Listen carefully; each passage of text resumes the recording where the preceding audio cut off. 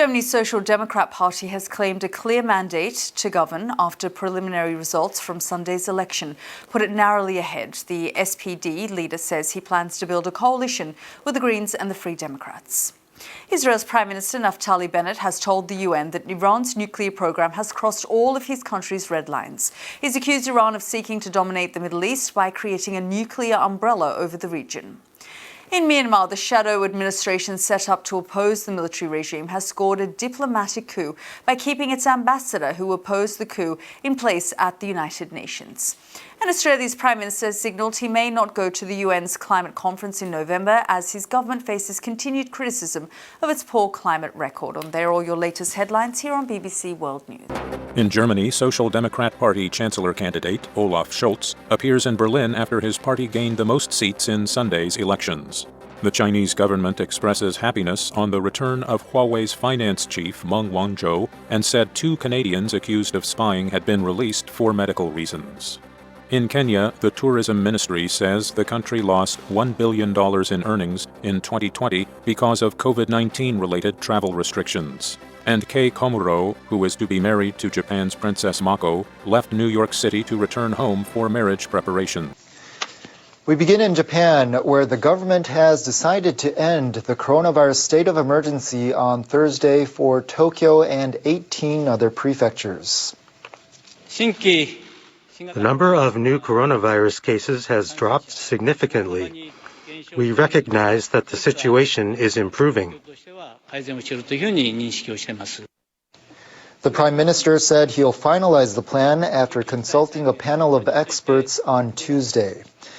The emergency decree currently covers 19 prefectures, including Tokyo and Osaka, until the end of September. Officials in the areas have urged restaurants and bars not to serve alcohol. They've also called on shopping malls and event organizers to limit numbers of visitors. Tokyo reported 154 new cases in the capital on Monday. The daily tally is below 200 for the first time in 6 months. The 7-day average through Monday was less than half the figure of the previous week. But even after the state of emergency is lifted, some restrictions will likely remain. Several governors are considering allowing alcohol at restaurants, but with shortened business hours.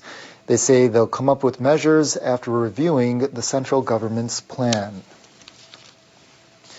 The boyfriend of Japan's Princess Mako is back in Japan for the first time in 3 years. The pair is expected to get married as early as next month. Komuro Kei has been studying law in New York.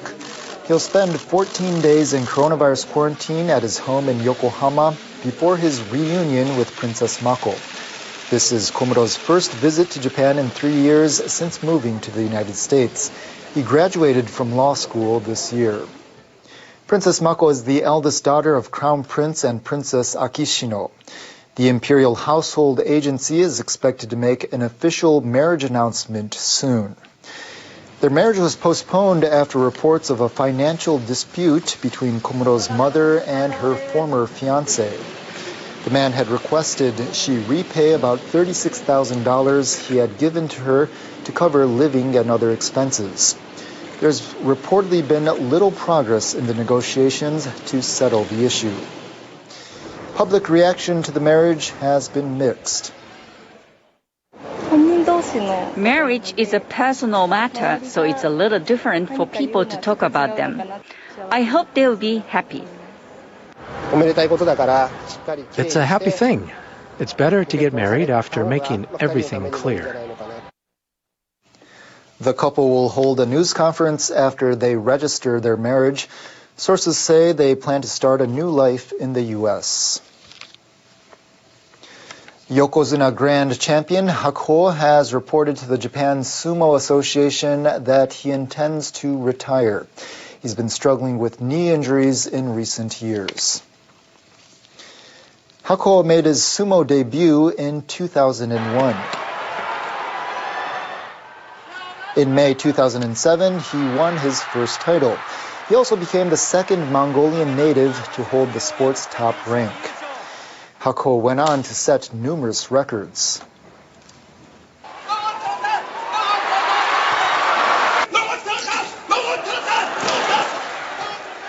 He won this year's July tournament with a perfect 15 wins to claim his 45th title, the most ever.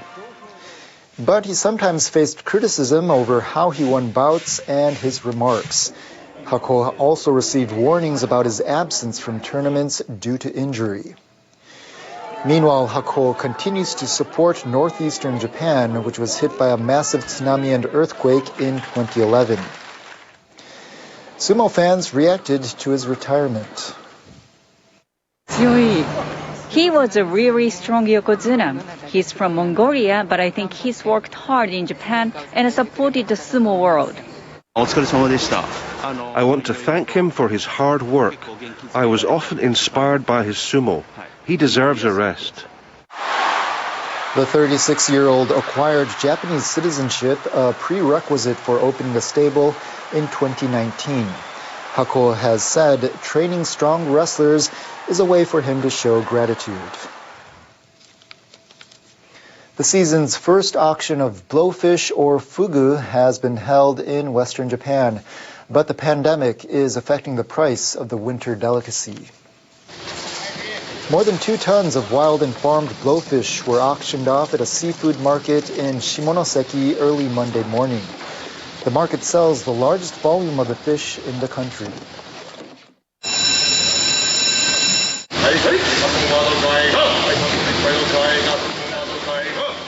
Buyers and sellers negotiated prices in the traditional style by grasping each other's fingers inside a cloth sleeve.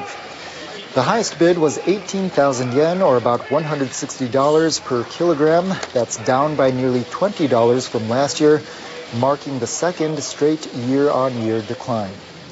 Market staff say demand for the fish has fallen among restaurants in Tokyo and Osaka, where a coronavirus state of emergency has been in place.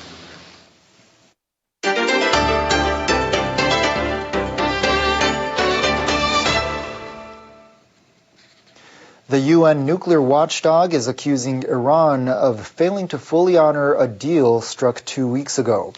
The International Atomic Energy Agency says Iran has denied IAEA inspectors access to a nuclear facility.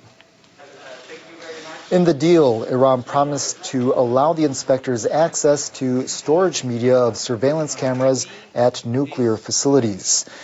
The agency said on Sunday that inspectors were not allowed to visit a centrifuge component manufacturing workshop in Karaj on the outskirts of Tehran. IAEA Director General Rafael Grossi expressed concern that Iran violated its agreement with the agency. Iran's ambassador to the IAEA tweeted that the equipment was not included in the deal. Tehran is stepping up its nuclear development in response to continued U.S. sanctions against the country.